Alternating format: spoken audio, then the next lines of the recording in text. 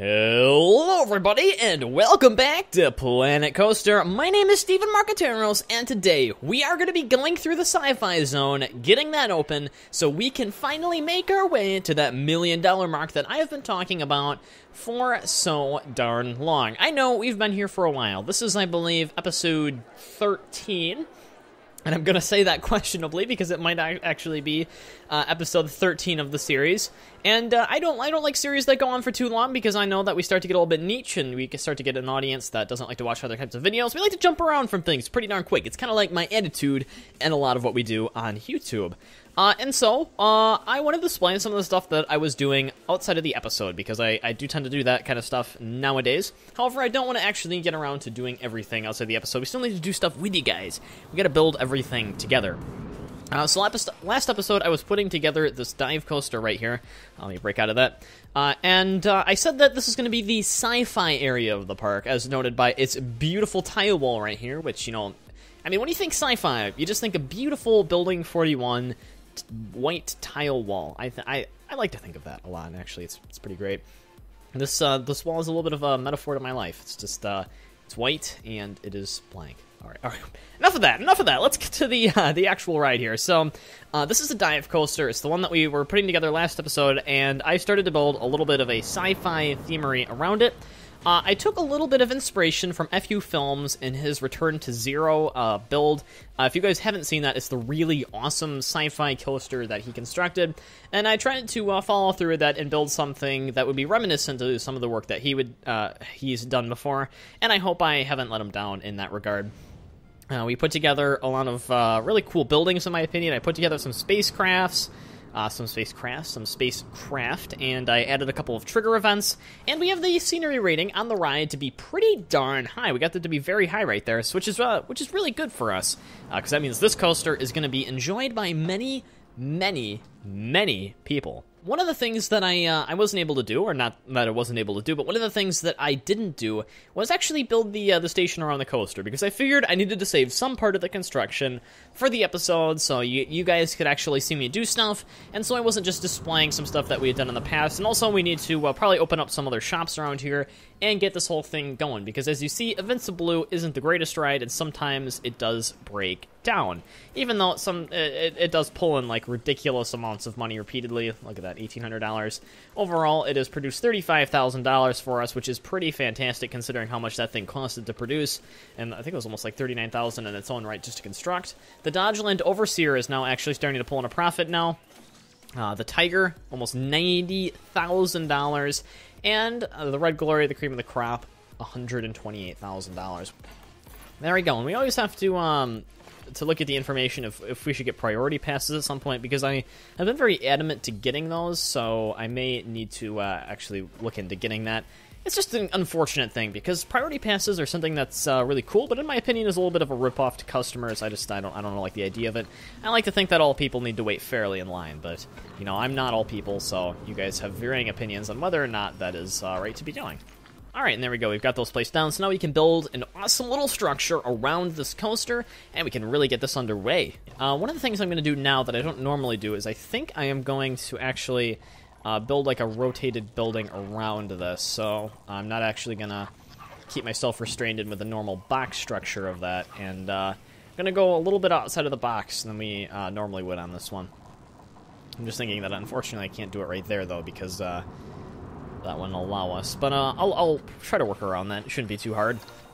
Why don't we build a little bit of an addition onto this building? We want to make this building really darn cool, so we're gonna try and make this building pretty tall to add a lot of detail to it.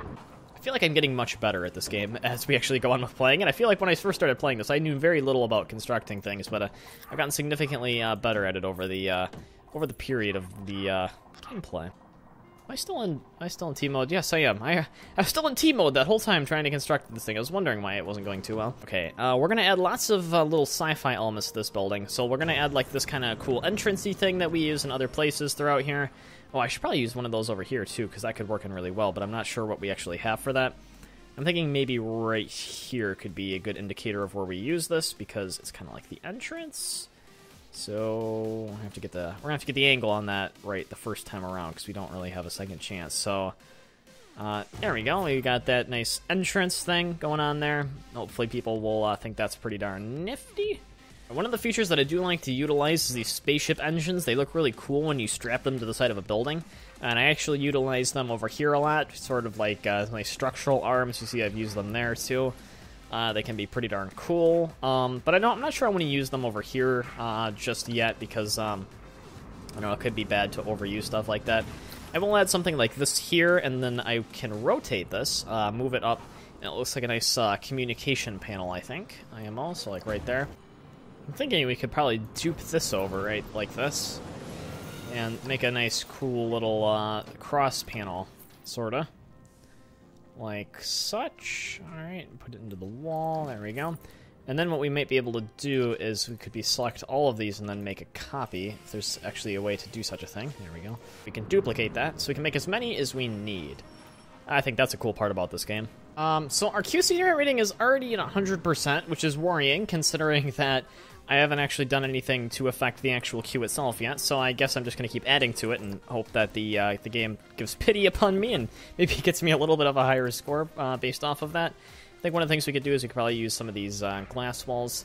I'm going to add this to building 45 here, just because I think it just work well for me if I use the pre-existing building to construct. So there we go. We've finished editing that. Let's see if our score went up any. 1283, I think, is what we're looking at here. We have a very high track scenery rating. We have a really good Q scenery rating as well, 100%. It's very sci-fi-y. Everything's been sci-fied out, if you get the gist of what we are talking about right now.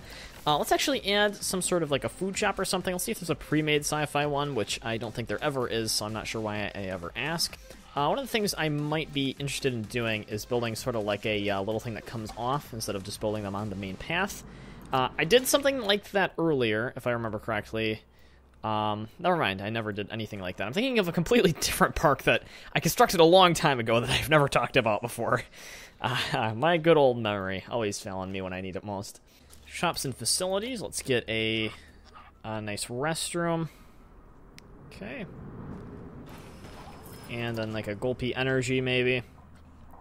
Yeah, they might like that. Gulpy Soda. Alright, and then on this side, we will construct a, ooh, I feel like we're only building, do we have actually food? There we go, let's build a pizza pen. Okay, and a, Monster Frites, and a hot dog squad. Alright, so that's kind of like the main combo of things that we need, but we want to actually do this up and make it look kind of nice, so let's build a little bit of a sci-fi theme around it. I'm not actually sure if adding all of these decorations to shops actually makes them sell more food. I have no idea if that's true or not. I'm hoping it is, but I have been wrong before, so we'll hope. So I think that makes a nice little restaurant shop for us. Not sure what other decorations we could add on that would fit the modern theme to this building, but I will certainly try my hardest. I have went around and I added a bunch of lights to the park, tried to get a bunch of red highlights done on everything, so now like a bunch of things just have red accents all over the place. I'm trying to think of some examples, so like right here I added a little bit of red to the side of that. Some of the trees here are now a little bit more red than they used to be. Got some red accents on them. The buildings have red accents. I added a red accent on here, over on this side, and over on that side. Added some lights for this tunnel, because I realized that I never actually illuminated this, so this must actually be pretty harrowing to go through even during the day. Added some red accents onto this coaster over here, red accents over onto this building, and onto this factory building over here, which is looking pretty depressing beforehand, so now it has all these nice windows that look like they're actually lightened up from the inside. Really nice reflections on that, actually, by the way. That's pretty incredible. And through here, never added any lighting in there to begin with, so I don't think we're missing out too much. And I added a little bit on here from the outside, so hopefully that should terrify some more people when they actually get out here. But most of that stuff we aren't going to see, because normally I have the game set to 1 p.m., and I don't think any of the lights actually run then, unless you're, like, indoors. Actually, never mind, not even if you're indoors, because it's just naturally bright enough, so I don't have to deal with any of those problems. So, yeah. I think that we've spent a good amount of time getting all of that stuff underway, so let's activate the coaster, because this one has some pretty darn good ratings, so we need to get some people over into this part of the park, because we can't have everybody walking around into Invinciblue. Even though Invincible Blue is amazing, it is established, and people do love it. And I actually reopened Scissor 5 too because, well, I mean, it was just sitting here doing nothing, so I decided to pull in a little bit more money on it. So yeah, let's activate this so all these shops can stop losing money, and all these people will have stuff to do, which would be pretty darn awesome. All right, so let's get that activated right there. E13 2 is going. Make sure you leave a name down for that below. However, I think I already asked for that in a previous episode, so maybe don't do that right now, because that might not end very well for you. Why are these people turning away? Come on. It's like watching paint dry. What? What are you doing? I've run out of money for it. Oh, come on. Oh, do I need another ATM? Oh, darn. I need some more ATMs. These people are just, like, completely out of money whatsoever. They can't write anything. They're just being extorted out of everything they own. Oh, they can throw all their garbage in there. Hopefully they won't litter our park out of control. There we go. No, it looks like some people just pushed it over. Them little rascals running around my park. Oh, vandals. Ugh. Hate kids. Oh, my. I can't believe they did that. Look at that. Look what they just pushed over the other one. What? What are these kids punks doing? Oh, they're just going around breaking stuff. Oh, you gotta be joking me. You have got to be joking me. How can they do that? That is super duper mean. They shouldn't be able to do that.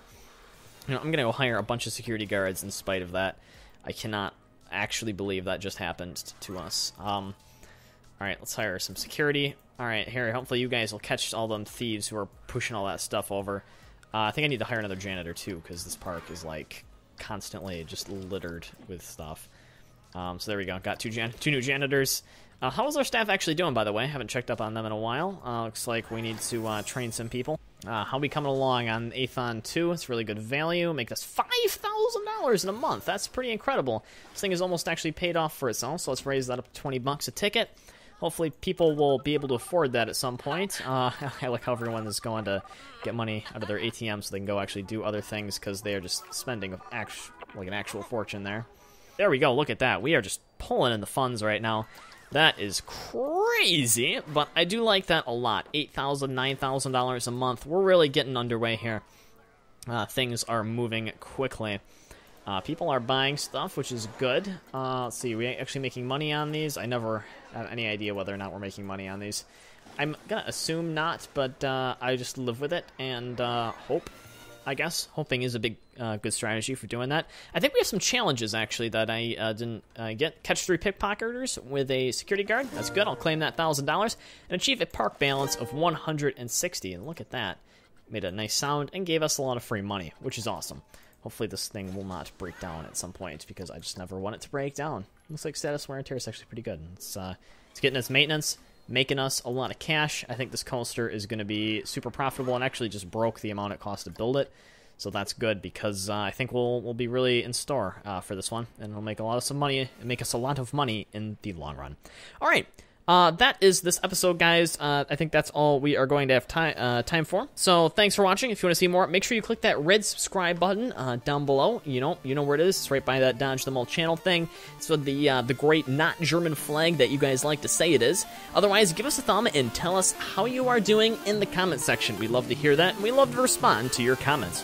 My name is Steven Marqueteros, and I will see you guys next time.